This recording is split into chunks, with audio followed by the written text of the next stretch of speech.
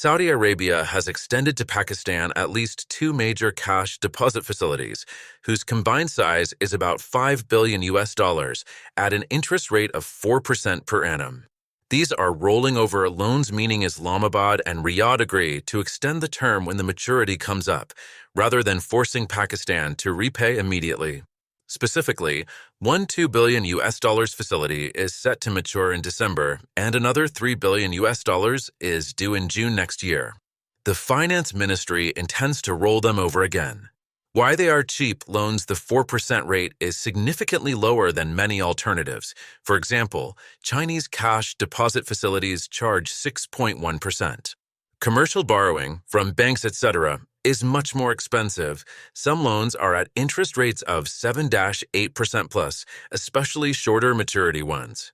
The cost savings are substantial. Saudi's facilities are about one-third cheaper than the Chinese deposits and less than half the cost of many commercial loans. Conditions and context: these loans are in part tied to Pakistan's IMF program. One of the conditions of the IMF agreement is that major bilateral creditors, Saudi Arabia, China, UAE, maintain their cash deposit facilities or rollover until the program is completed. These foreign deposits are a major part of Pakistan's foreign exchange reserves.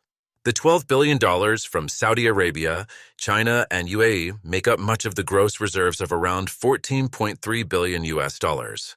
Implications: relief on debt service costs. Lower interest rates and rollover terms ease the financing burden. Pakistan doesn't have to find large lump sums to repay, and the cheaper loans reduce interest outgo. Stability of reserves. These deposits support the state bank's reserves, which are critical for imports, exchange rate stability, and paying external obligations. Dependence on foreign political will rollover and continuation depend on Saudi Arabia's willingness and geopolitical relations. Any change in Saudi policy could affect Pakistan's financing. IMF leverage and AMP conditionality. Because conditions from IMF tie in these foreign loans, they come with expectations of macroeconomic policy reforms, transparency, etc.